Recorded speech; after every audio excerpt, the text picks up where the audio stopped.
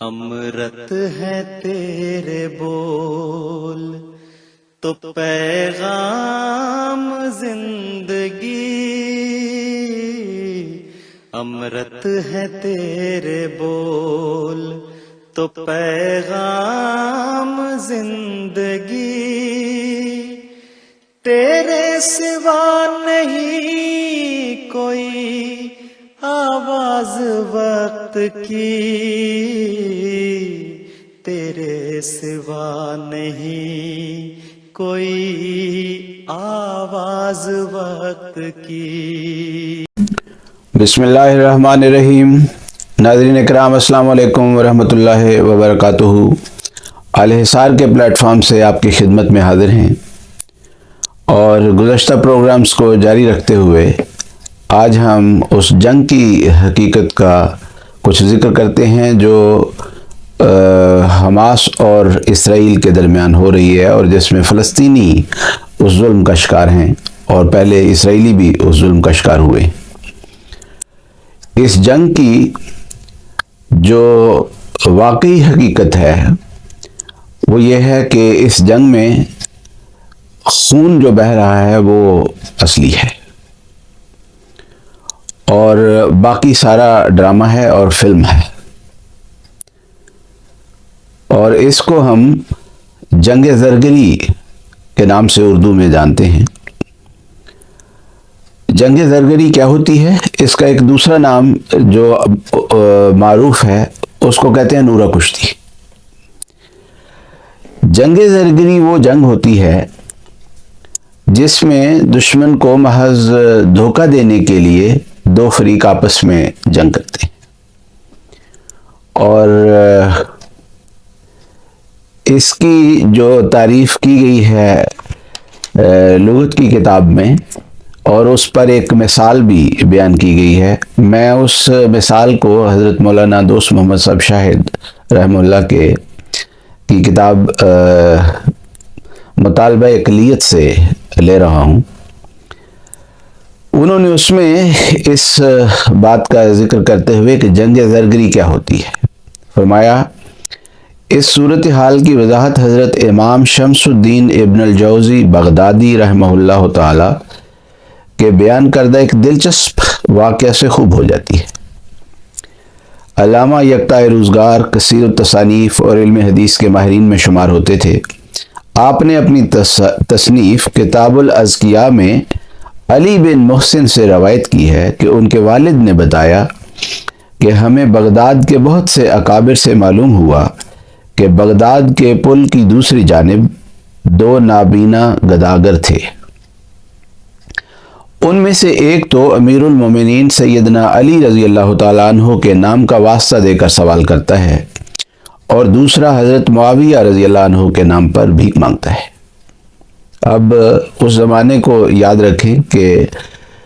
دو فریق مسلمانوں کے ہو چکے ہوئے تھے۔ ایک وہ تھا جو حضرت علی رضی اللہ عنہ سے اپنی ایسوسیشن اور ایفیلیشن کا اظہار کرتا تھا، اور دوسرا وہ تھا جو حضرت امیر معاویہ رضی اللہ عنہ کے ساتھ اپنی ایسوسیشن اور ایفیلیشن کا اظہار کرتا تھا۔ اب یہ جو دو نابینا گداگر تھے،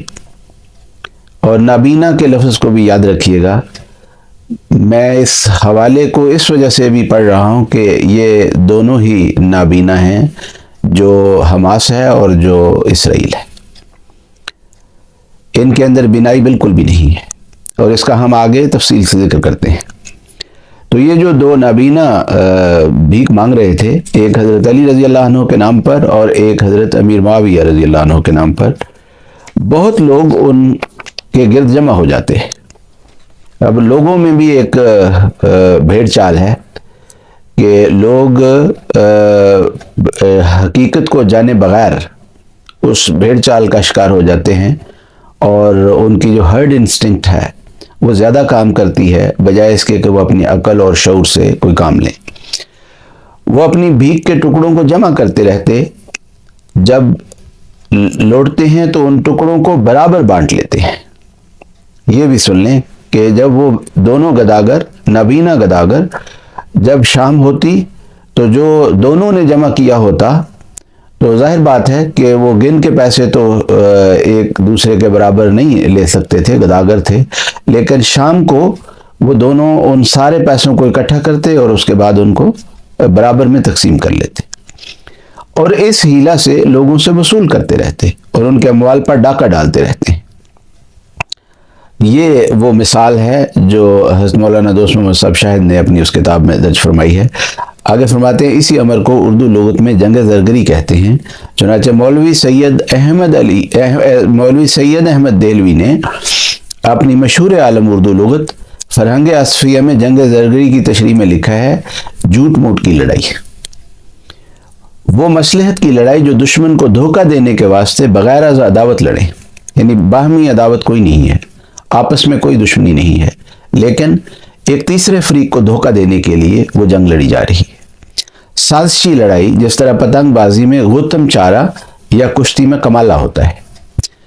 تو یہ بہت خوبصورت مثال انہوں نے دی ہے اس صورتحال کو واضح کرنے کے لیے کہ یہ جنگ کیسی جنگ ہے۔ یہ جنگ جس انسانی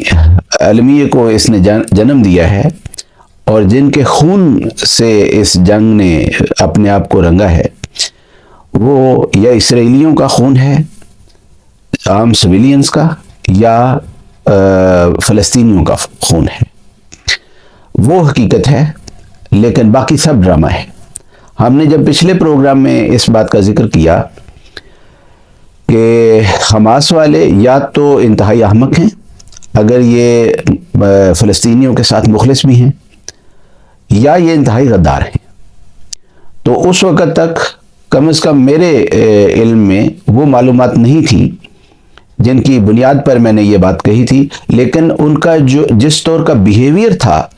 میرا یہ نتیجہ اس انالیسس کی بنیاد پر تھا، کوئی معلومات نہیں تھی۔ لیکن اس کے بعد میڈیا میں، اب چونکہ ایک مہینہ گزر چکا ہے، اس کے بعد میڈیا میں جو انفارمیشن پورن شروع ہوئی، اور جو سینر ایلیمنٹس تھے مسلم دنیا میں، وہ لوگ جن کو مسلم امہ کا کوئی درد ہو سکتا تھا اور جو محض پالیٹکس کی بنیاد پر بیان بازی نہیں کر رہے تھے، انہوں نے پھر اعلان میڈیا میں آ کر اس بات کو واضح کیا کہ یہ حماس وہی ہے جو اسرائیل کے پیسے سے الیکشن جیت کر آگے آئی تھی، اور اسرائیلی فنڈنگ جو ہے اس کی کھلم کھلا جو اسرائیلی حکومت ہے اس نے اس کو ایڈمٹ کیا تھا کہ ہاں ہم نے ان کو فنڈنگ کی ہے۔ تو یہ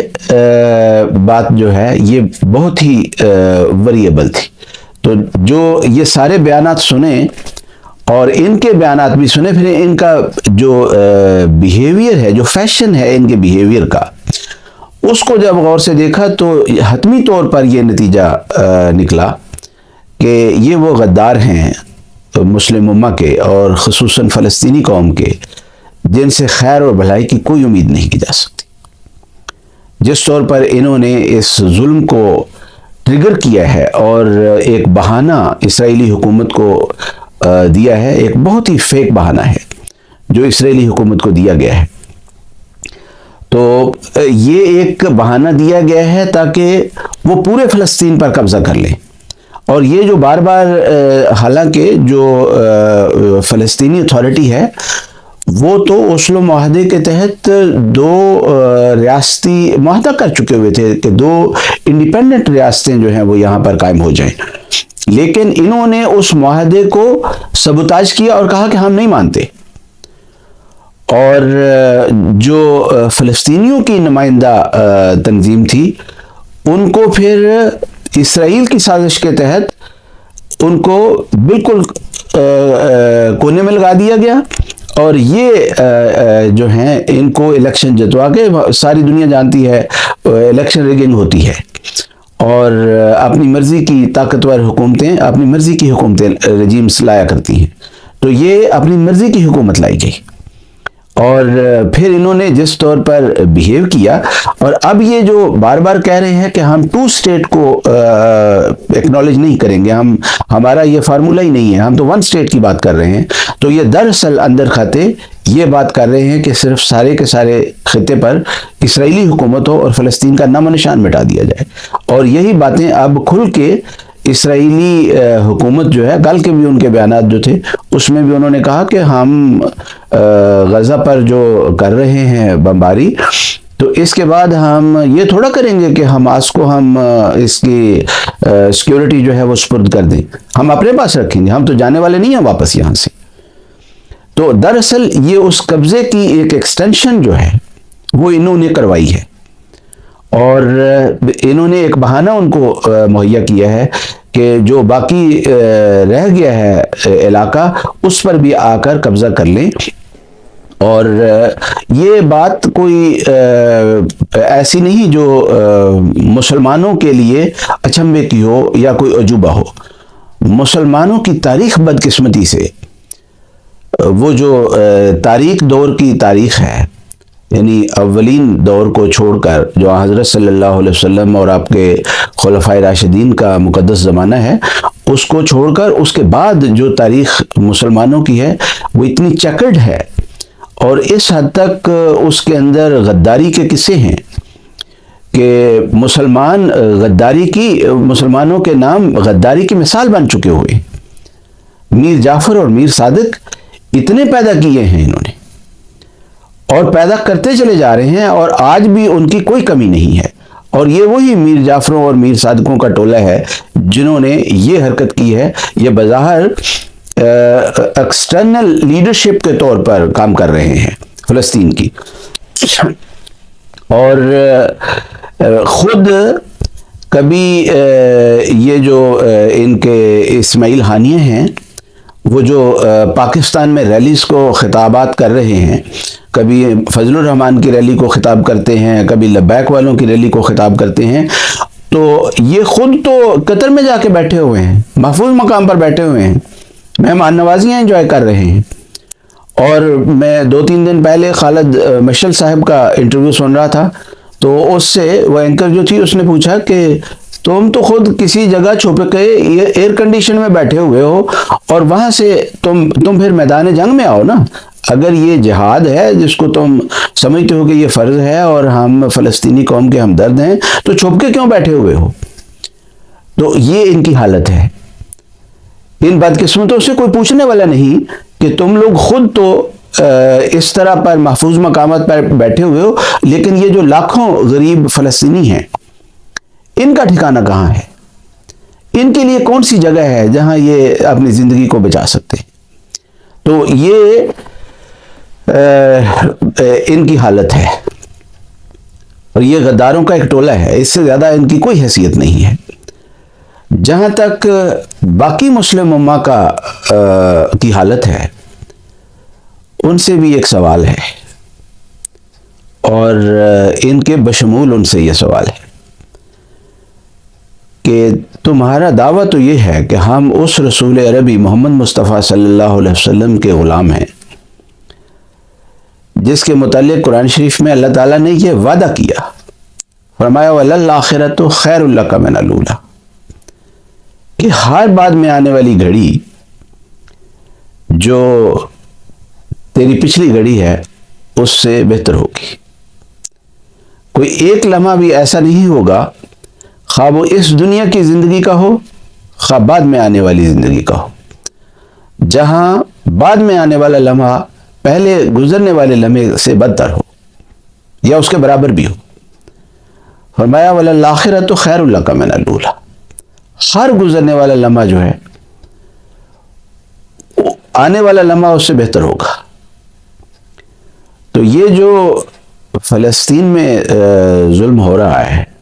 اور یہ جو ہمدرد بن کے ظلم کروا رہے ہیں، اور محمد مصطفیٰ صلی اللہ علیہ وسلم کے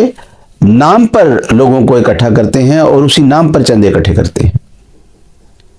تو ان سے سوال تو بنتا ہے کہ بتائیے کہ محمد مصطفیٰ صلی اللہ علیہ وسلم کی غلامی میں وہ لمحہ بتائیں جو تمہارا گزرنے والے لمحے سے بہتر ہے۔ حقیقت یہ ہے کہ پچھلے 70 سالوں میں اسرائیل کی طرف سے اتنا ظلم فلسطینیوں پر نہیں کیا گیا جتنا یہ 1 مہینے میں کیا گیا ہے۔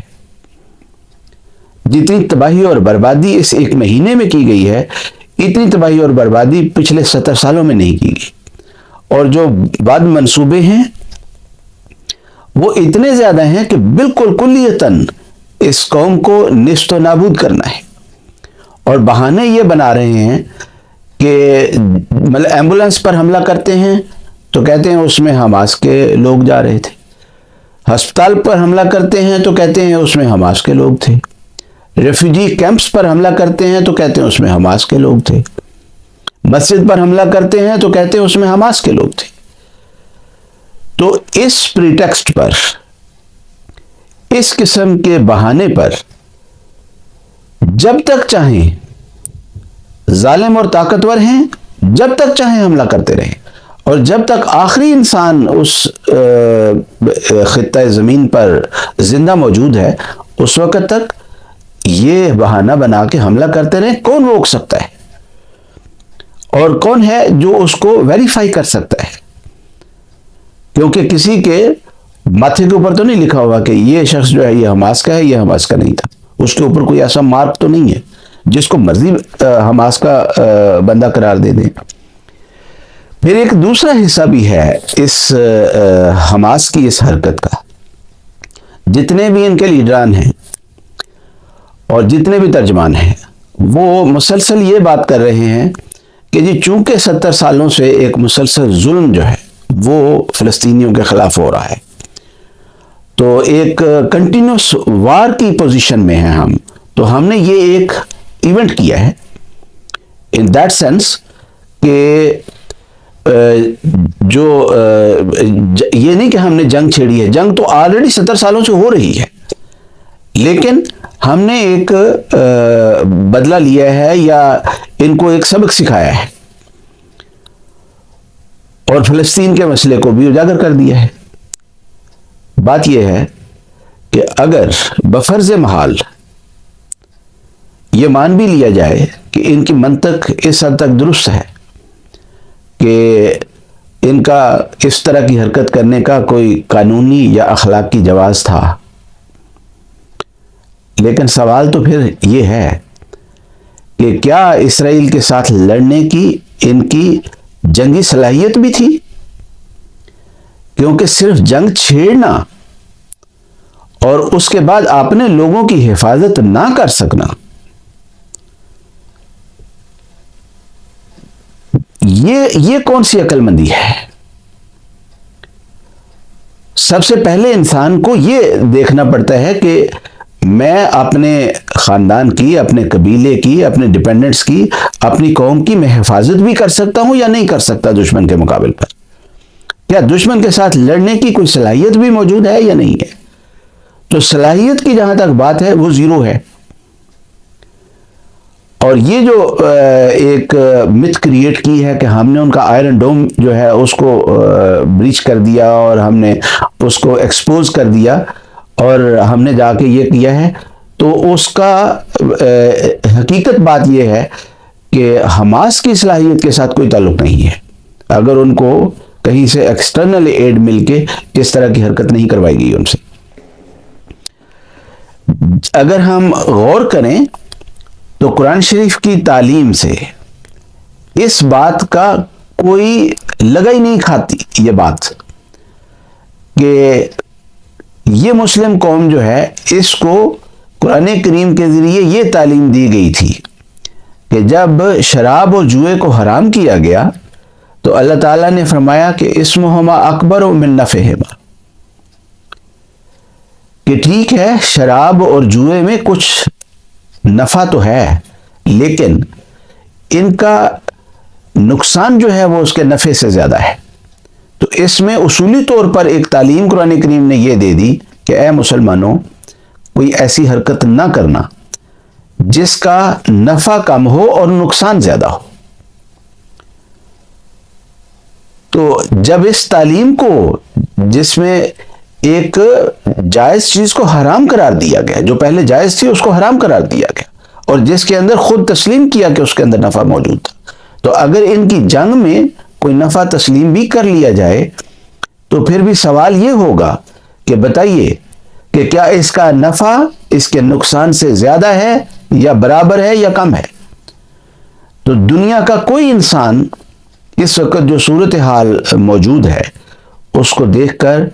کوئی عقل کا